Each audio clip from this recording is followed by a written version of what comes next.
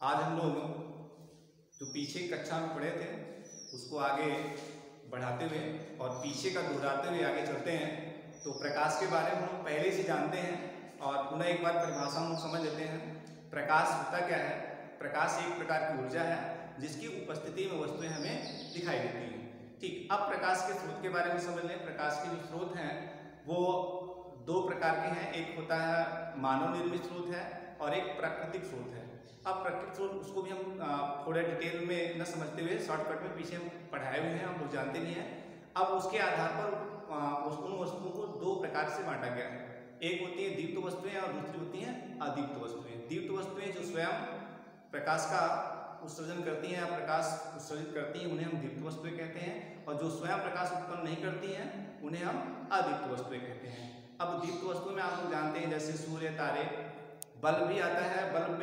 Bulb जो है वो मानव निर्मित हो जाएगा। ठीक, और जो सूर्य और ये तारे हैं ये सब प्रकृति निर्मित हैं। अब इसके बाद है अदीप्त वस्तुएं जो प्रकाश स्वयं उत्पन्न नहीं करती, उन्हें हम अदीप्त वस्तुएं कहते हैं, जैसे मेज, कुर्सी इत्यादि। अब इसके बारे में हम लोग पहले भी सब पढ़े हुए हैं। अगली वीडियो में, इसके पहले वाले वीडियो में सब बताया गया है, आप लोग पुनः देख लीजिएगा। आज हम लोग शुरू करेंगे दर्पण।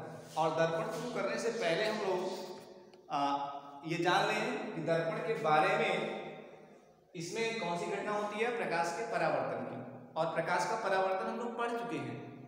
प्रकाश का परावर्तन क्या है उसको भी एक सरसरी निगाह से देख लेते हैं। प्रकाश का परावर्तन, जैसे ये आपका एक पृष्ठ है, ये परावर्तक पृष्ठ है।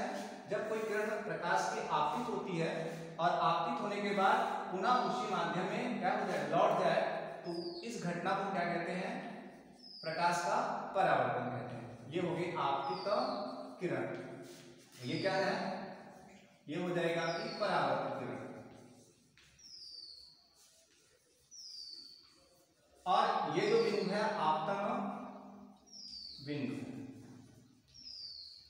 और यहां पे जो है आपका ये अभिलंब है,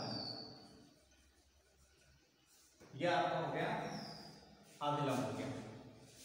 तो पहले हम प्रकाश का परावर्तन समझ लेते हैं, फिर प्रकाश के परावर्तन का नियम तुरंत आ जाएंगे हम लोग कहां पे, दर्पण पे।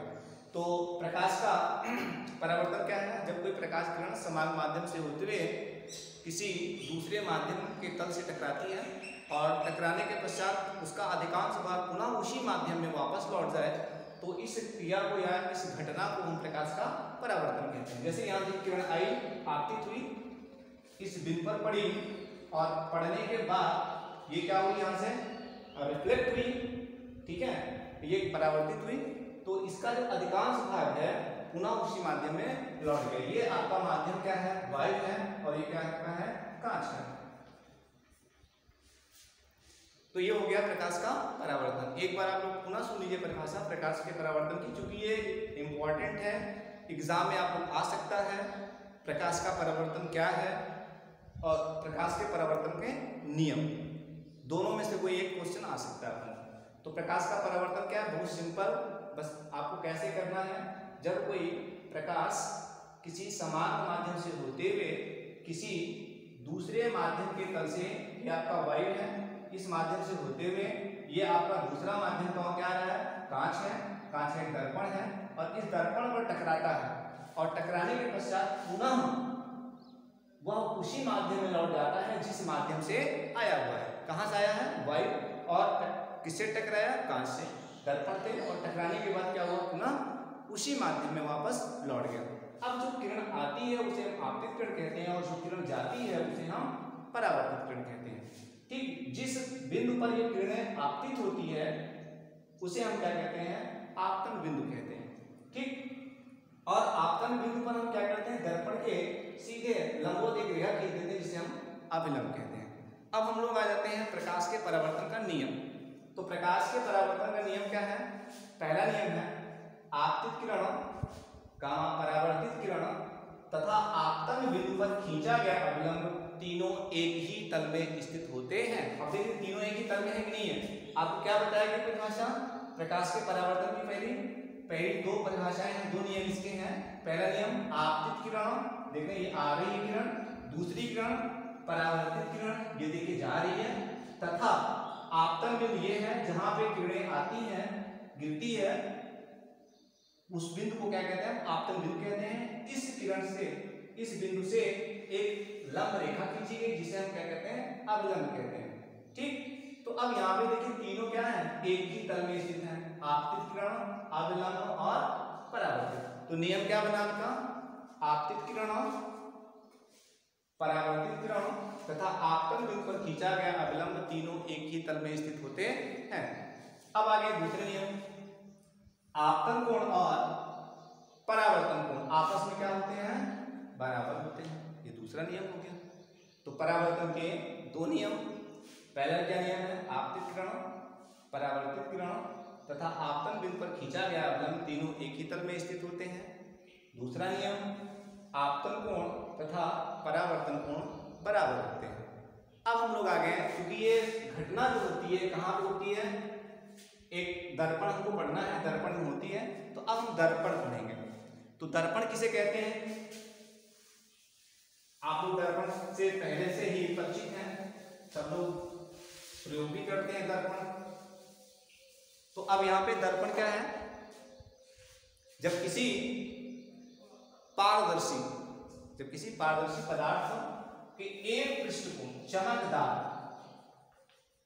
एक पृष्ठ को क्या कहते हैं हम? चमकदार पेंट या कलई कर देते हैं, तो इस पर पड़ने वाली प्रकाश किरण दूसरे पृष्ठ से, देखिए पहला पृष्ठ को पार कर जाता है, दूसरा पृष्ठ क्या है? ये कलई वाला, इस पृष्ठ से प्रकाश का क्या होता है? परावर्तन होता है। तो ऐसे निकाय को, ये सिस्टम आपका बन गया, इस सिस्टम को ही क्या कहते हैं हम? इस निकाय को ही क्या कहते हैं? दर्पण कहते हैं। तो दर्पण क्या है?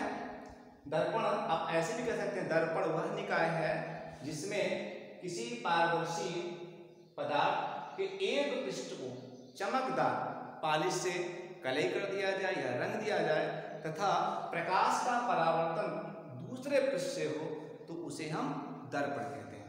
समझ में आ गया? अब आप दर्पण की जो परिभाषा है उसको आप चाहे दर्पण पीछे लगाइए चाहे आगे लगाइए, तो ये हम निकाय है। दर्पण वह निकाय है जिसमें किसी पारदर्शी पदार्थ के एक पृष्ठ को, चूंकि पृष्ठ जैसे ये आपका पारदर्शी है, इसमें दो पृष्ठ हैं, एक इधर एक इधर है। अब हमको मान लीजिए रंगना हो, दर्पण बनाना हो, तो क्या करेंगे? इधर रंग देते हैं। जब ये रंग देंगे तो अब क्या हुआ? प्रकाश इधर से आएगा और यहाँ से रिफ्लेक्ट होगा और फिर क्या होगा? उसी माध्यम में वापस लौट जाएगा। तो जैसे यही आपका है, हमने क्या किया? एक पदार्थ दिया पारदर्शी, अब हो सकता है कांच हो, कांच हमने लिया और इस कांच को हमने क्या किया? एक पृष्ठ को चमकदार पालिश कर दिया, कलई कर दिया। कलई मतलब रंग दिया, चमकदार पालिश, जिससे क्या हो?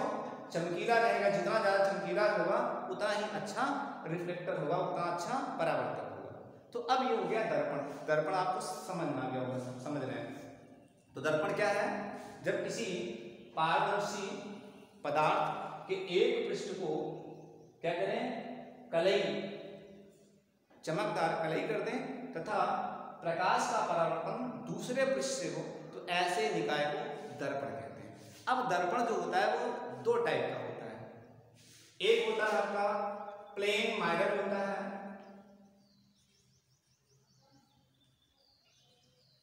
और दूसरा जो होता है वो स्फेरिकल मिरर होता है।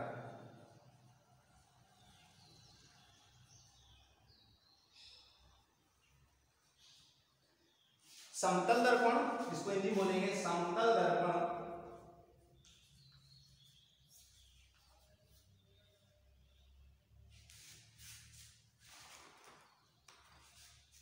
आपका एक समतल दर्पण है और दूसरा क्या है? इसे कहते हैं हम गोलीय दर्पण। समतल दर्पण और गोलीय दर्पण। अब हम समतल दर्पण समझेंगे और गोलीय दर्पण।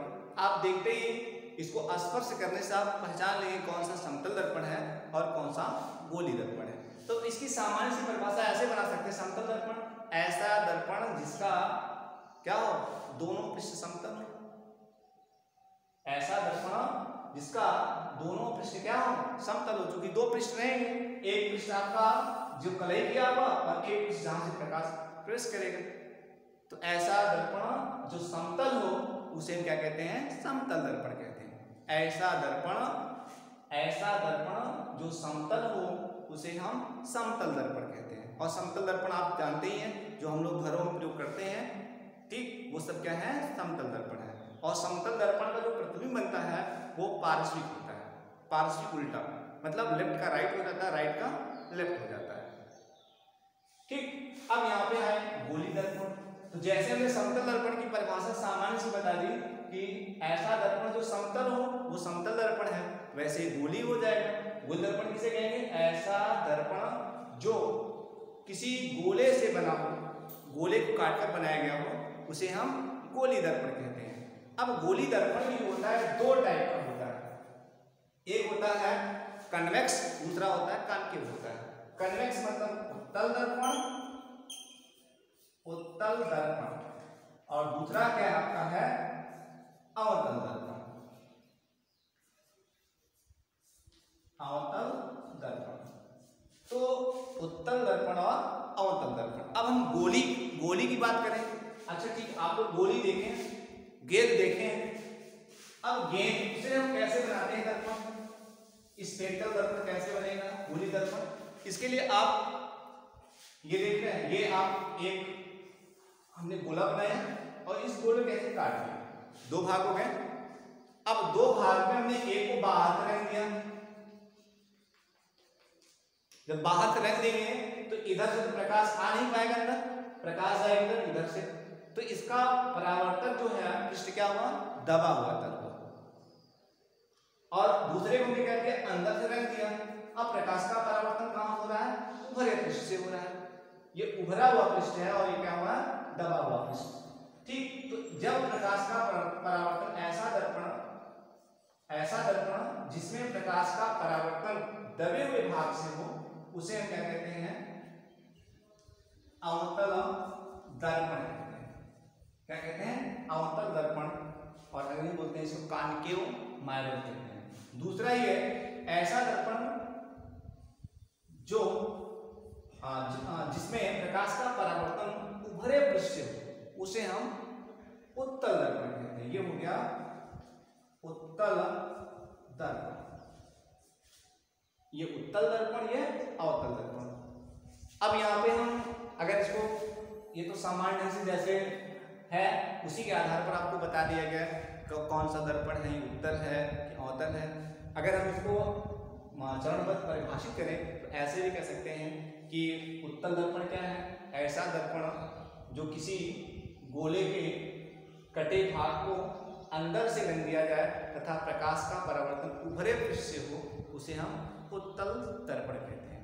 और अवतल दर्पण क्या है, अवतल दर्पण किसी गोले के कटे हुए भाग को, गोला है कटा हुआ, के भाग को बाहर चमकदार पालिश से कलई कर दिया जाए और प्रकाश का परावर्तन अंदर से हो, मीन्स यहाँ से, अंदर से, अंदर के भाग से। और इसमें कहाँ से हो रहा है, बाहर के भाग से, तो अंदर के भाग से हो, उसे हम अवतल दर्पण कहते हैं।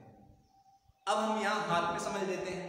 ये देख रहे हैं, ये हमारा हाथ है, ये गोला बन गया, गोला है, हमने काट दिया, ये देखिए दो कट गए, कट गए। अब हमने क्या किया, पहले इस हाथ को समझ लेते हैं। हमने अंदर रंग दिया, देख रहे हैं, आप देख रहे हैं, इस अंदर रंग दिया। जब अंदर रंग देंगे तो किधर हम चेहरा दिखाई देगा, ऊपर से, और जब ऊपर से वाले चेहरे से दिखाई दे उसे क्या कहते हैं, हम उत्तल दर्पण कहते हैं। आइए इधर इसमें आ जाइए। अब इसमें हमने क्या किया, बाहर रंग दिया, हथेली के ऊपर वाला हिस्सा, और अब जब देखेंगे तो कहाँ, अंदर से दिखाई देगा। तो ये समझिए कि जब हमको, मतलब ऐसा गोली दर्पण जिसमें प्रकाश का परावर्तन दबे हुए पृष्ठ से हो, तो उसे हम अवतल दर्पण कहते हैं। और दूसरा, इसी को उल्टा कर लीजिए, ऐसा गोली दर्पण जिसमें प्रकाश का परावर्तन उभरे हुए तल से, उसे हम उत्तल दर्पण कहते हैं। सामान्य सी परिभाषा है, ठीक।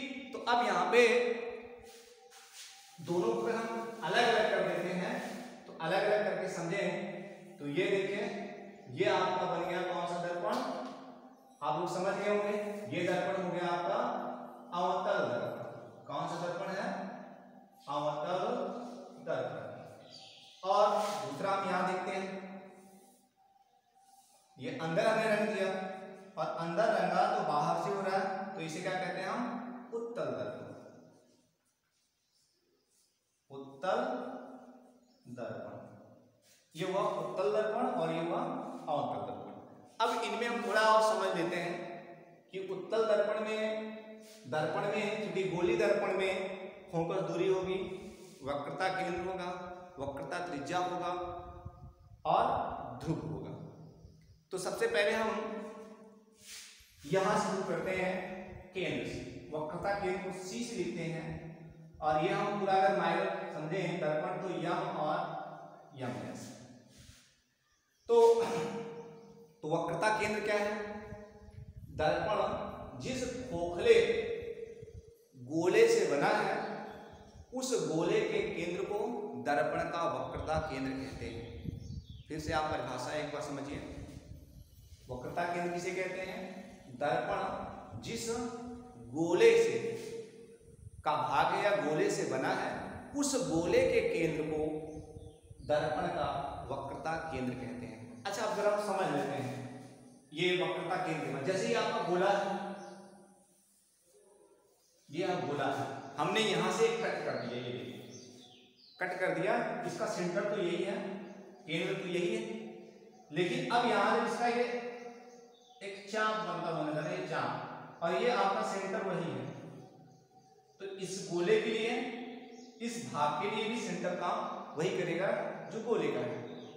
इसलिए हमने आपको परिभाषा बताया कि वक्रता केंद्र क्या है, दोनों के लिए सेम होगा। इसके लिए वक्रता केंद्र की परिभाषा वही है जो उत्तल और अवतल दोनों के लिए वक्रता केंद्र की परिभाषा एक ही है। तो वक्रता केंद्र किसे कहते हैं? दर्पण जिस गोले का भाग, गोला यहाँ पे दो टाइप हो सकता है, खोखला भी हो सकता है, ठीक है। तो गोले की यहाँ बात है, गोले दर्पण जिस गोले का भाग होता है, ठीक है, उस दर्पण के, उस गोले के केंद्र को दर्पण की वक्रता केंद्र कहते हैं। दर्पण का वक्रता केंद्र कहलाता है। वक्रता केंद्र को डिनोट करते हैं किससे हैं? C से। वक्रता केंद्र, चलिए वक्रता केंद्र हो गया, C से डिनोट करते हैं इसको। अब दूसरा आता है वक्रता त्रिज्या। यहां से वक्रता त्रिज्या, वक्रता जैसे हमने वक्रता केंद्र की परिभाषा बताई वैसे ही वक्रता त्रिज्या की परिभाषा होती है। कैसे? दर्पण जिस गोले का भाग होता है उस गोले की त्रिज्या को दर्पण की वक्रता त्रिज्या कहलाती है। देखिए, आप पॉइंट नोट करिए, पहले इसको समझने का प्रयास करिए। क्या बताया गया है? दर्पण जिस गोले का भाग होता है उस गोले की त्रिज्या को दर्पण की वक्रता त्रिज्या कहते हैं और इसको डिनोट करते हैं किससे? हैं R से। किससे? R से। ये पोल तक जाता है, किससे डिनोट करते हैं? R से। ठीक, अब यहां पे यह आ गया आपका वक्रता त्रिज्या। दूसरा इसमें वक्रता त्रिज्या, ये हो गया। इसको किससे डिनोट करते हैं? R से। इसमें भी वही है, ये हुआ R, वक्रता त्रिज्या। अब आगे हम लोग चलते हैं वक्रता त्रिज्या के बाद, क्योंकि हमको निकालना फोकस दूरी की परिभाषा बनानी है, तो इसके पहले हम ध्रुव को जानेंगे। पोल मतलब वैसे भी जानते हैं, खंभा होता है। पोल का मतलब यहाँ है मध्य बिंदु। दर्पण के मध्य बिंदु को, दर्पण का मतलब क्या हुआ? द्वारक। जितने भाग, द्वारक क्या है? जितने भाग से क्या करता है? दर्पण प्रकाश का परावर्तन करता है, वही क्या करता है? उसका द्वारक कहलाता है। तो शुरू कहां से हुआ? यम से कहां तक है? यम डैश है।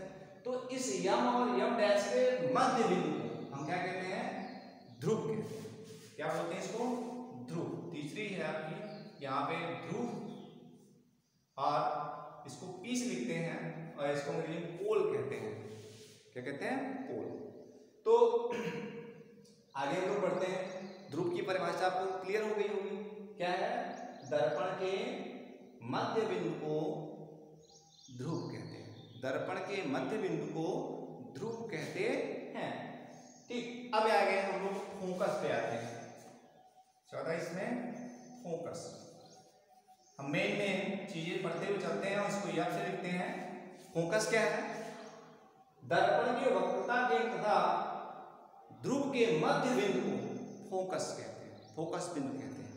दर्पण के वक्रता केंद्र तथा मध्य बिंदु, दर्पण के वक्रता केंद्र तथा मध्य बिंदु क्या है दर्पण का?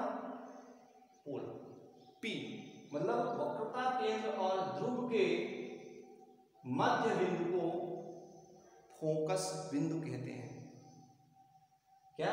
दर्पण के वक्रता केंद्र तथा ध्रुव के मध्य बिंदु को फोकस कहते हैं। यहां पे आ जाएगा आपका यह हो गया, ये हो गया आपका यह फोकस।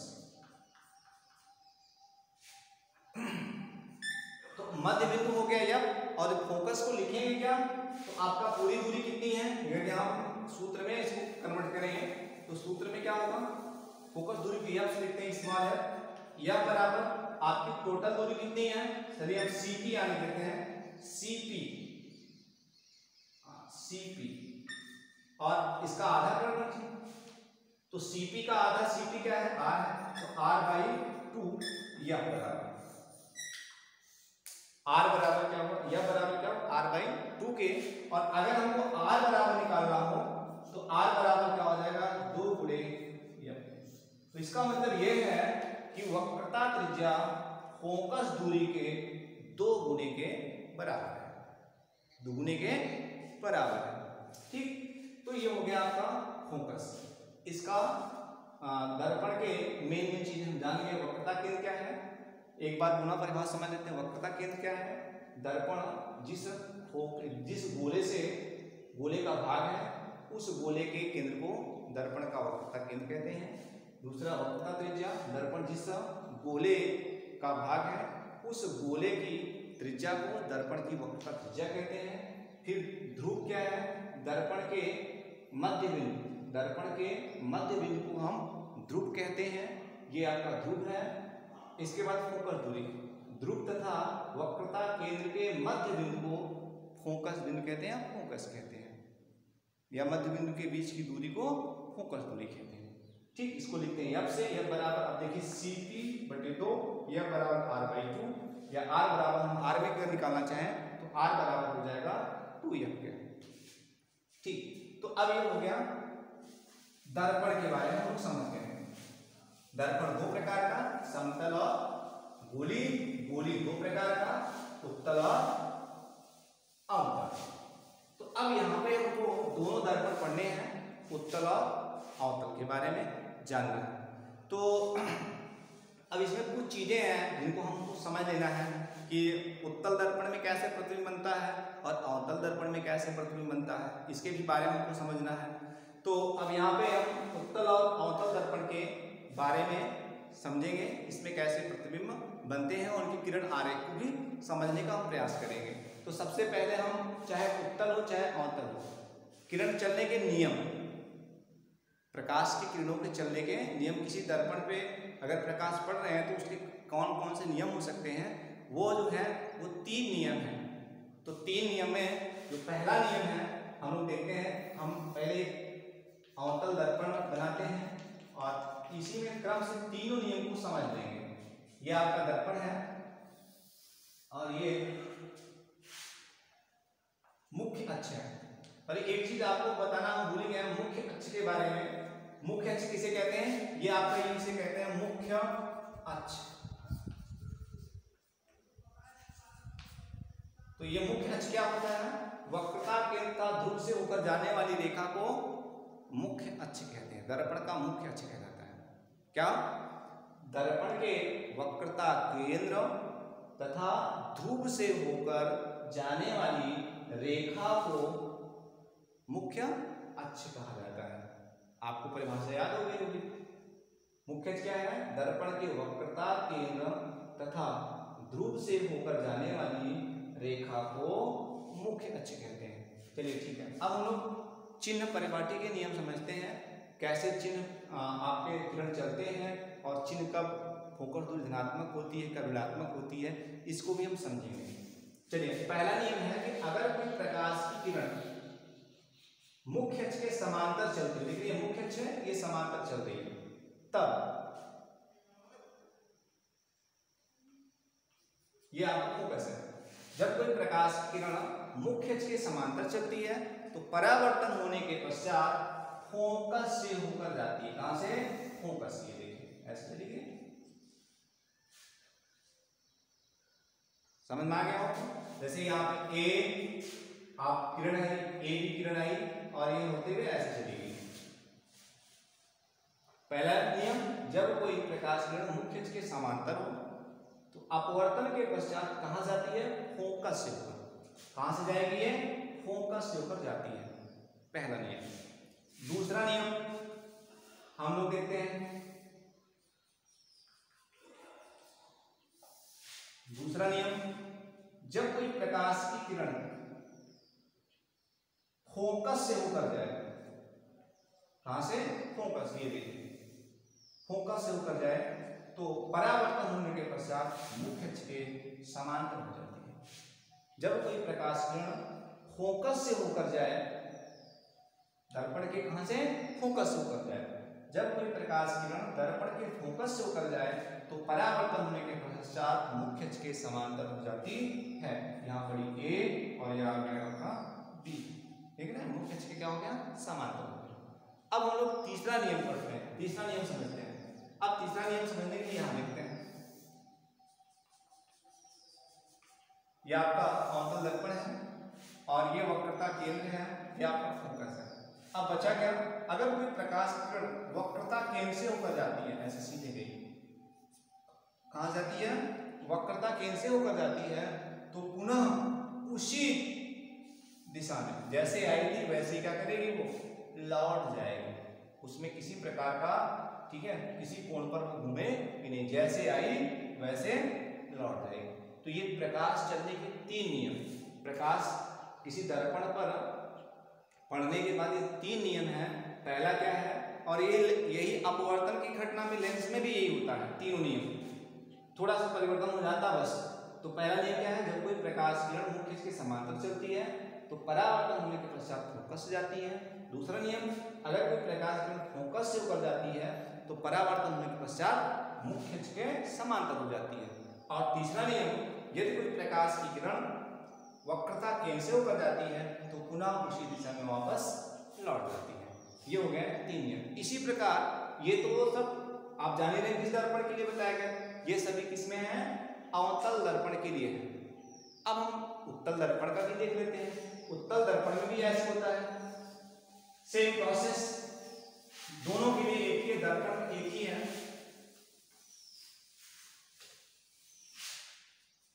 अब यहाँ पे उत्तल दर्पण समझे, अंदर रख दिया गया, प्रकाश का परावर्तन ऊपरी पृष्ठ से होगा और यहाँ पे ये P है, ये आपका F है और यहाँ C होगा। अब कोई प्रकाश किरण जैसे आ रही है मुख्य अक्ष के समांतर चलिए ये हो गई। अच्छा, अब यहाँ पढ़ने के बाद ये तो काट के अंदर तो आएगी नहीं, अंदर आएगी नहीं, अंदर नहीं आएगी, लेकिन ये क्या होगी? आपको बताया गया इसमें क्या होता है? प्रकाश आती हुई प्रतीत होती है, जबकि अभी आपका जो बताया गया अवतल दर्पण में, उसमें क्या बताया गया? फोकस से होकर जाती है। जब कोई प्रकाश किरण मुख्य अक्ष के समांतर चलती है तो अपवर्तन के पश्चात फोकस से होकर जाती है। लेकिन इसमें क्या है? जब कोई प्रकाश की किरण मुख्य अक्ष के समांतर चलती है और दर्पण से परावर्तन के पश्चात फोकस की ओर आती हुई प्रतीत होती है, मतलब होकर नहीं जाती, आती हुई प्रतीत होती है। तो आती हुई प्रतीत होती है, इधर आएगी नहीं, मतलब केवल प्रतीत होती है, ये रिफ्लेक्ट होके सीधे ऐसे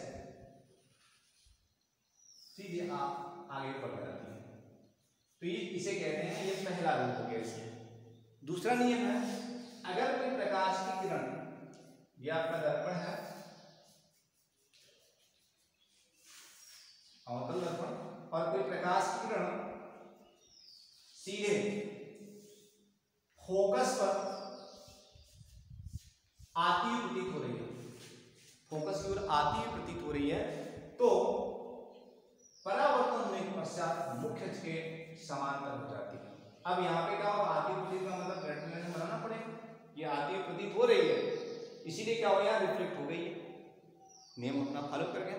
वही नियम आपके अवतल दर्पण का भी है। उसमें क्या बताया गया?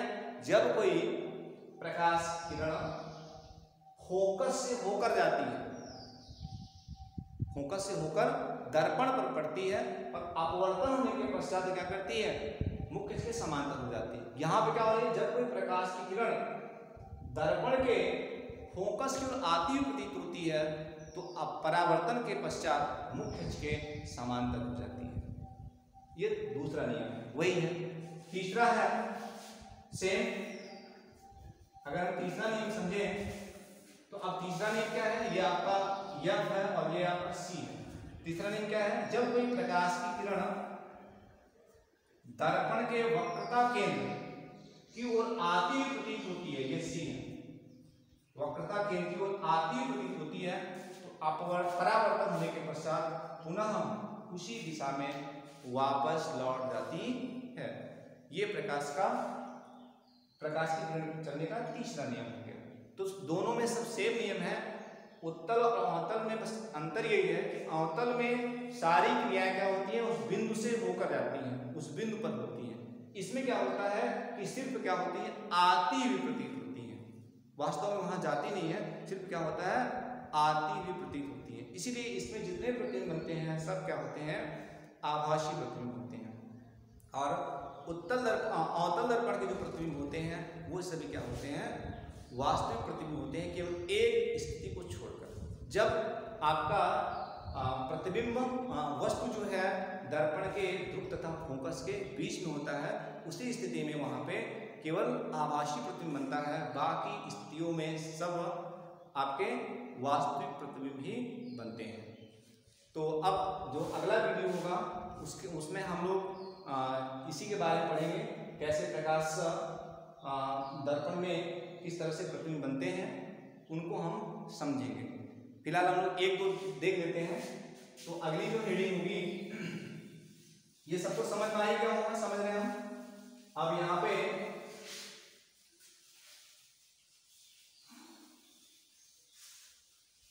पे लगभग 7 नियम हैं उत्तल दर्पण में, और अवतल दर्पण में उत्तल में तो 2 ही नियम है, और अवतल में लगभग 7 रूल्स हैं जिसमें प्रतिबिंब बनने के नियम बताए गए हैं। तो हम लोग पहला देख लेते हैं, कुछ इसके बाद फिर अगली वीडियो में और देख लेंगे।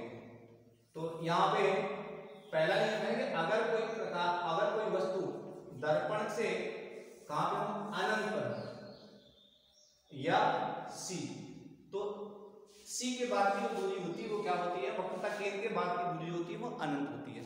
तो यहाँ पे वस्तु हमने रख दिया A भी अनंत पर है, ये अनंत पे है, हमको दिख नहीं रहा, चलिए ठीक है ऐसे कर देते हैं। तो अब यहाँ से प्रकाश किरणें आ रही है डर्टी लाइन करते हुए, ये देखिए मुख्य के समांतर आ गई। तो परावर्तन होने के पश्चात कहाँ जाएगी, फोकस से चली गई, कहाँ से गई, फोकस से। अब यहाँ पे दूसरा नियम, अब दूसरा भी लगाएंगे। कुछ किरणें क्या होंगी, ऐसे होंगी जो वक्रता केंद्र से होकर जाएंगी, देखिए वक्रता केंद्र से होकर जा रही है। तो वक्रता केंद्र से जाने वाली किरणों के बारे में जानते हैं कि जैसे आई वैसे क्या करती है, उसी दिशा में पुनः वापस लौट गई। तो अब यहाँ देखिए कहीं भी कटा, देखिए दोनों किरणें कहीं काट गई, जहां कटा वहीं क्या आपका बन गया प्रतिबिंब, ये बना A' और B'। अगर यहाँ पे अगर आप मानते हैं कि अनंत पर वस्तु जो है ये है आपका O' है, तो यहाँ पे आपका प्रतिबिंब बना सकते हैं I और I' ले सकते हैं, ये आपका प्रतिबिंब बन गया। तो पहला नियम हुआ कि अगर दर्पण, अवतल दर्पण के सामने कोई वस्तु अनंत पर रखी हो तो वस्तु का प्रतिबिंब कहाँ बना, वक्रता केंद्र और फोकस के बीच में, उल्टा वस्तु से छूटा है और वास्तविक प्रतिबिंब बनता है। अब हम क्या करते हैं, थोड़ा आगे आते हैं। अब हम कहाँ आ गए, वक्रता केंद्र के समीप आ गए, अनंत से हम कहाँ आ गए, वक्रता केंद्र के समीप। तो भी वही आपका लगभग थोड़ा बड़ा होगा, लेकिन आपका वास्तविक प्रतिबिंब होगा, उल्टा होगा और वस्तु से छोटा होगा। अब हम लोग धीरे धीरे क्या करते हैं, ये आप 2 कंडीशन होंगे। अब तीसरे कंडीशन पहुंचते हैं कहाँ, वक्रता केंद्र पर। चलिए हम यहाँ देखते हैं अगला नियम। ये आपका दर्पण है, ये आपका पोल है, ये C है, थोड़ा यहाँ बना लेते हैं C, और ये F है। तो अब यहाँ पे क्योंकि हम वक्रता केंद्र और अनंत के बीच का ये बनाए, पहला क्या था, जब वस्तु कहाँ पे हो, अनंत पर हो, तब वस्तु का प्रतिबिंब फोकस तथा वक्रता केंद्र के बीच में छोटा, वस्तु से छोटा, बहुत छोटा है और वास्तविक बना। अब आ गए हम कहाँ, वक्रता केंद्र और अनंत के बीच में वस्तु है, तब क्या हो रहा है, तब पर भी आपका प्रतिबिंब कहाँ है, वक्रता केंद्र और फोकस में है और उल्टा है और वास्तविक प्रतिबिंब है। अब हम लोग आगे कहाँ पे, क्योंकि अब प्रतिबिंब वस्तु जो है खिसकते हुए हम दर्पण की ओर आ रहे हैं। अब कहाँ पहुंच गए हम, पहुंच गए हैं वक्रता केंद्र पर। तो वस्तु को क्या करते हैं हम, वक्रता केंद्र पर रख देते हैं, वस्तु को वक्रता केंद्र पर रख देते हैं। वस्तु को वक्रता केंद्र पर रख देते हैं और रखने के बाद अब नियम वही, प्रकाश से की किरण वस्तु से पहले चलेगी मुख्य के समांतर और जाने के बाद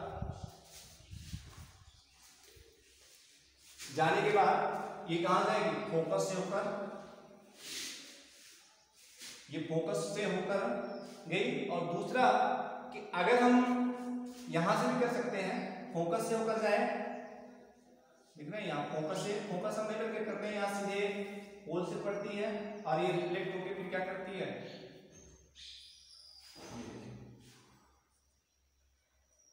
यहाँ पे काट दी और इसको हमने ऐसे मिला दिया। तो देख रहे हैं यहाँ पे आपका हुआ, ये अगर ओ डैश इसको मानते हैं, ऑब्जेक्ट है और यहाँ इमेज आपकी बनती नजर आ रही है, आई और आई डैश, ये इमेज आपकी है किताब, ये आई और आई डैश है। तो अब यहाँ पे आप लोग नियम समझ गए, वस्तु कहाँ पे रखी गई है, वक्रता केंद्र पर। वस्तु कहाँ है, वक्रता केंद्र पर है और वक्रता केंद्र से जब वस्तु रखी जाती है उसका प्रतिबिंब कहाँ बना, वक्रता केंद्र पर। अच्छा, वैसे ही दिख रहा है जैसा वस्तु है, जैसी वस्तु है वैसा ही इमेज है, दोनों में कोई अंतर नहीं है। तो अब इसको हम परिभाषित कैसे कर सकते हैं, जब वस्तु कहाँ हो, दर्पण के वक्रता केंद्र पर स्थित हो, तो वस्तु का प्रतिबिंब वक्रता केंद्र पर वस्तु के बराबर, जितना बड़ा वस्तु है उतना बड़ा प्रतिबिंब वस्तु के बराबर उल्टा और आकाशीय प्रतिबिंब बनता है।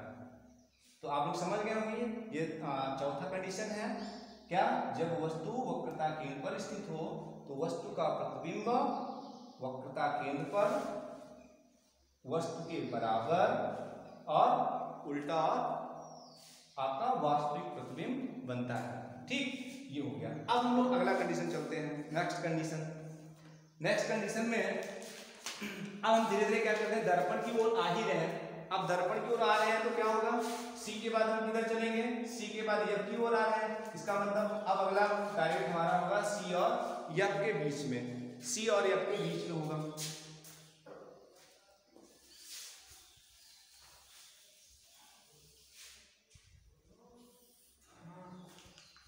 सी और एफ के बीच में यह आपका दर्पण है, यम और यम डैश, और यहाँ पे आपका पोल है, ये हमने सी बनाया, ये एफ बनाया। अब वस्तु कहाँ पहुंच गई, कहाँ से शुरू किए थे, अनंत से, दर्पण के सामने कहाँ रखी गई, तो वस्तु अनंत से। अब धीरे धीरे अनंत के बाद आया वक्रता केंद्र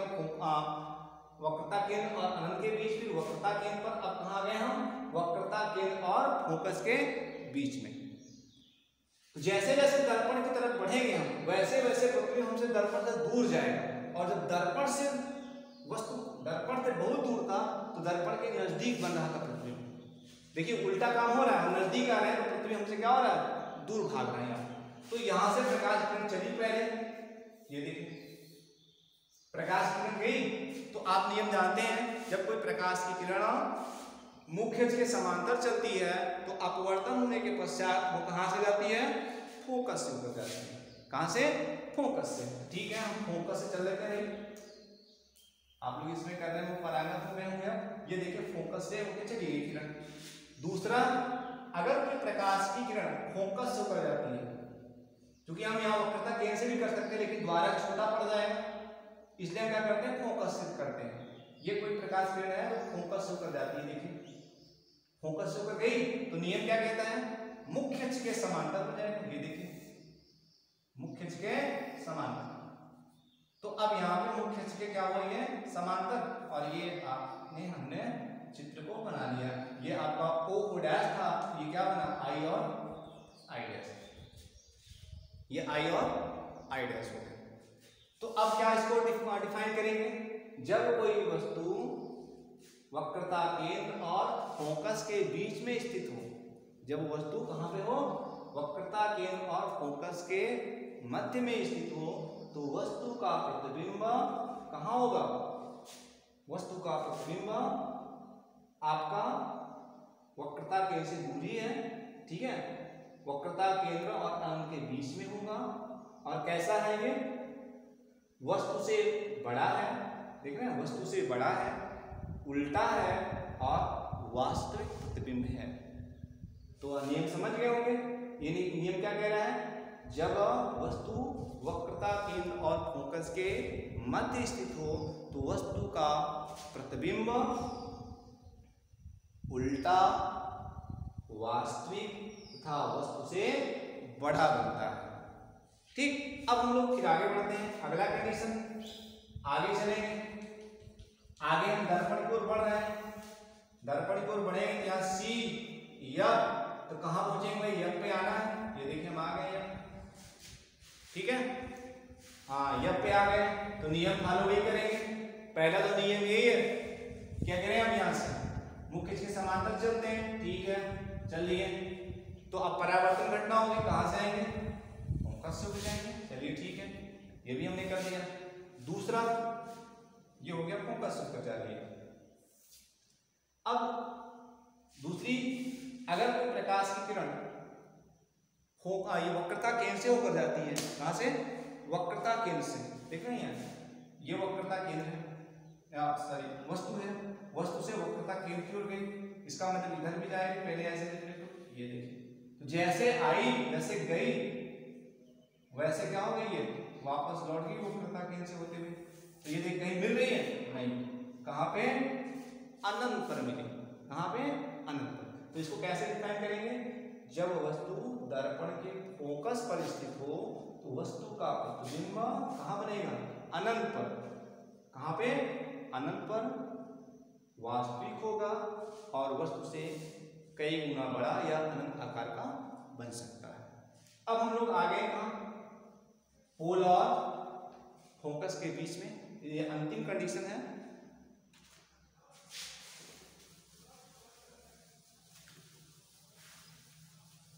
अंतिम कंडीशन, जब आपका दर्पण के फोकस तथा ध्रुव के बीच में वस्तु स्थित हुई, ये देखें, ये आपका O और O डैश हमने स्थित कर दिया, ये आपका C है,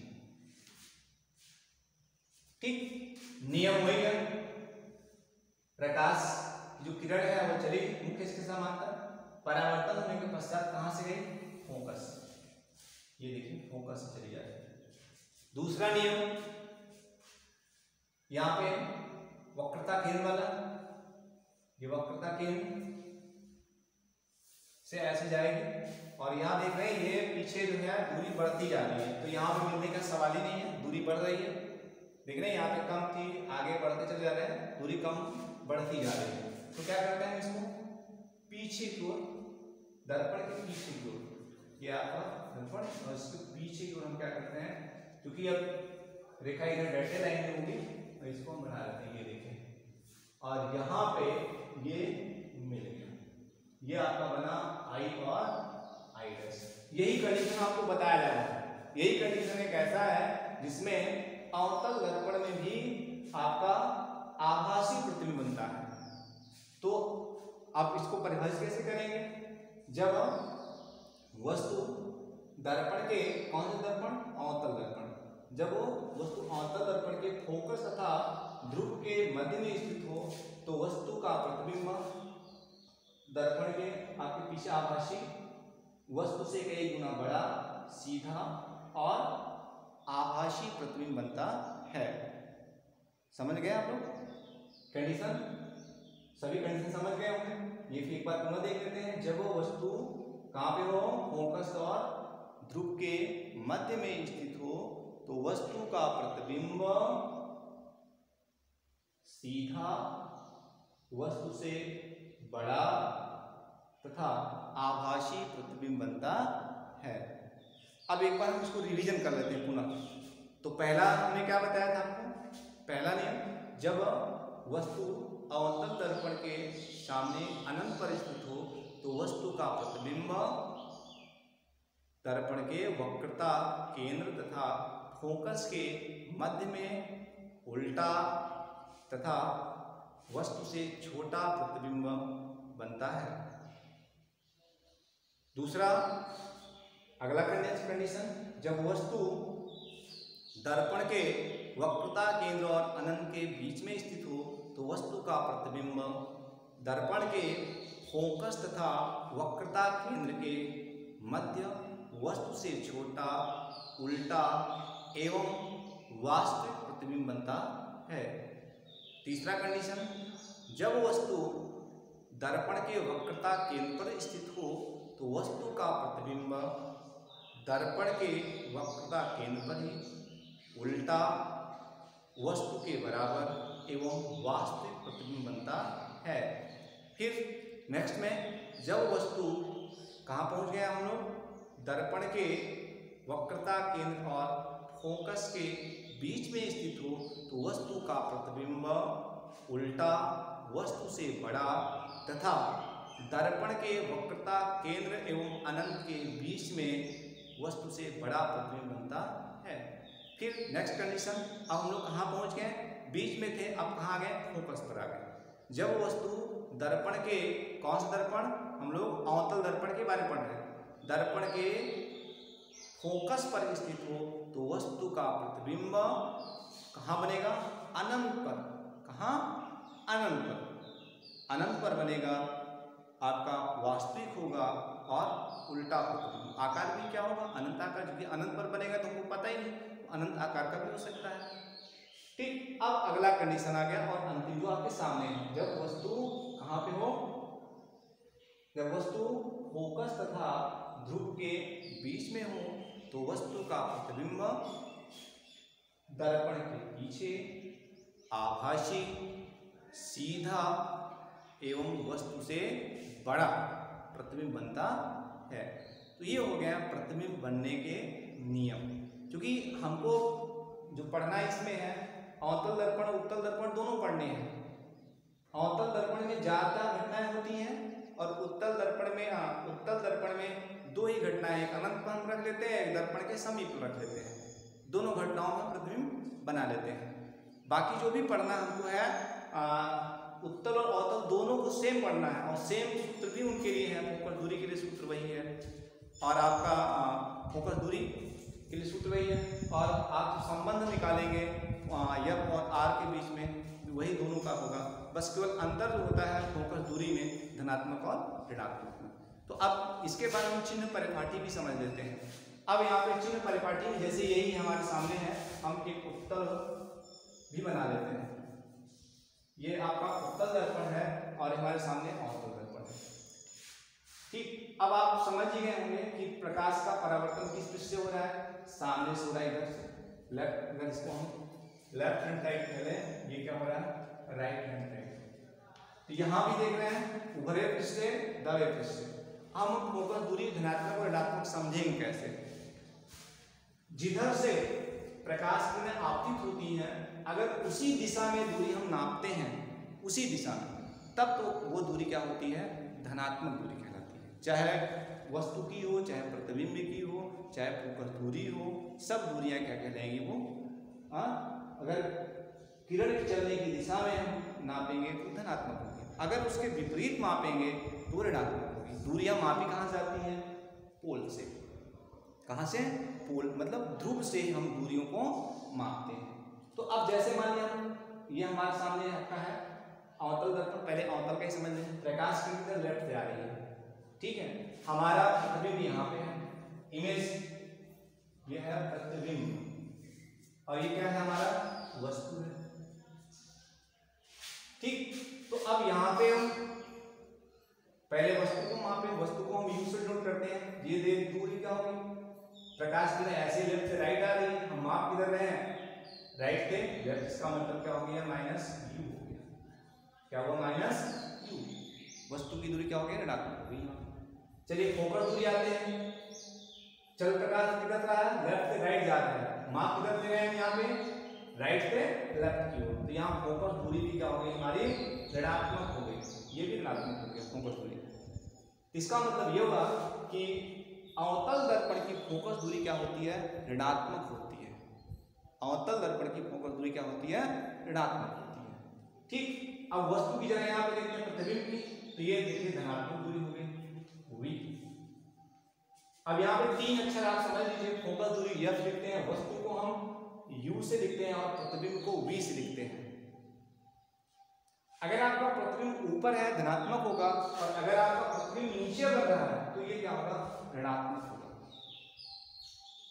प्रतिबिंब वस्तु या प्रतिबिंब जो भी होगा मुख्य अक्ष के ऊपर स्थित है तो वो धनात्मक, मुख्य अक्ष से नीचे है तो ऋणात्मक। देखिए ये मुख्य अक्ष से ऊपर है वस्तु धनात्मक हो गया, ये नीचे है क्या हो गया, ऋणात्मक हो गया। ठीक, समझ गए होंगे। तो फोकस दूरी यहाँ पे क्या हो गई, ऋणात्मक हो गई। अवतल दर्पण की फोकस दूरी क्या होती है, ऋणात्मक होती है। अब हम आ जाते हैं उत्तल दर्पण में। उत्तल दर्पण में प्रकाश का मान लीजिए वस्तु अनंत से है, ये देखें हम एक बना लेते हैं, ये डेल्टा लाइन जब से ऊपर जाएगी, सारा नियम वैसे ही है। दूसरा है इसके वक्रता केंद्र से, ये देखिए सी, ये प्रकाश किरण ऐसे चली और रिफ्लेक्ट ऊपर से चले जाएगी, लेकिन यहाँ पे आती प्रतीत होगी, यहाँ आपका प्रतिबिंब बन गया, ए ये है आई और आई डैश, और यहाँ वस्तु था क्या, ओ और ओ डैश वस्तु। तो ठीक है, देखिए राइट लेफ्ट से राइट जा रहे हैं, वस्तु तो हमारा धनात्मक होगा, u आपका क्या हो गया, पॉजिटिव हो गया, u प्लस आ गया।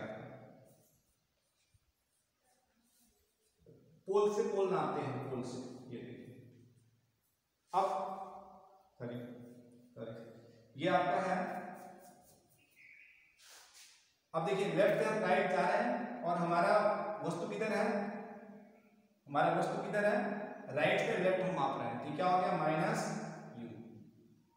ठीक, क्या हो गया, यहाँ पे ऋणात्मक हो गया। अब आ जाते हैं फोकस के लिए। तो फोकस यहाँ पे देखिए आपकी किरण किधर चल रही है, लेफ्ट से राइट, और हम माप किधर रहे हैं, ध्रुव से राइट, लेफ्ट से राइट, इसका मतलब फोकस दूरी यहाँ पे क्या हो गई, पॉजिटिव हो गई है। देखिए ये धनात्मक हो गई फोकस दूरी, इसकी फोकस दूरी क्या हो गई, धनात्मक। तो यहाँ पे उत्तल दर्पण की फोकस दूरी धनात्मक होती है और अवतल फोकस दूरी और अवतल दर्पण की फोकस दूरी ऋणात्मक होती है। बहुविकल्पी प्रश्नों में बहुत पूछा जाता है कि जैसे पूछ देगा कि किस दर्पण की फोकस दूरी ऋणात्मक होती है, तो आपको ऑप्शन दे सकता है उत्तल दर्पण, अवतल दर्पण, इनमें से कोई नहीं, कि दोनों दर्पण। तो आपको जब आता रहेगा, समझे रहेंगे, तो आप तुरंत समझ जाएंगे किस दर्पण की फोकस दूरी ऋणात्मक होती है और किस दर्पण की धनात्मक होती है। तो यहाँ पे अवतल दर्पण की फोकस दूरी ऋणात्मक तथा उत्तल दर्पण की फोकस दूरी धनात्मक होती है। तो आज के लिए इतना ही, फिर नेक्स्ट वीडियो में हम लोग अब पढ़ेंगे संबंध के बारे में। सूत्र का दो निगमन है, एक आपका है फोकस दूरी तथा मतलब FUV में, आप लोग किताब में ये थोड़ा पढ़ लीजिएगा जिससे आप समझ में आ जाए। फोकस दूरी, रिलेशन बिटवीन फोकस, वस्तु और प्रतिबिंब, तीनों के बीच में वो संबंध पढ़ना है। और दूसरा है वक्रता, त्रिज्या और फोकस दूरी के बीच में संबंध, मतलब F और R के बीच में, इस F और R के बीच में ये हमको दो सूत्र पढ़ने हैं। आज हो सकता है लेकिन लंबा हो जाएगा, इसलिए यहाँ हम इसको आज डिस्कस करते हैं और अगले वीडियो में हम ये दोनों निगमन समझेंगे। आप लोग थोड़ा पढ़ लीजिएगा। आज के लिए इतना ही।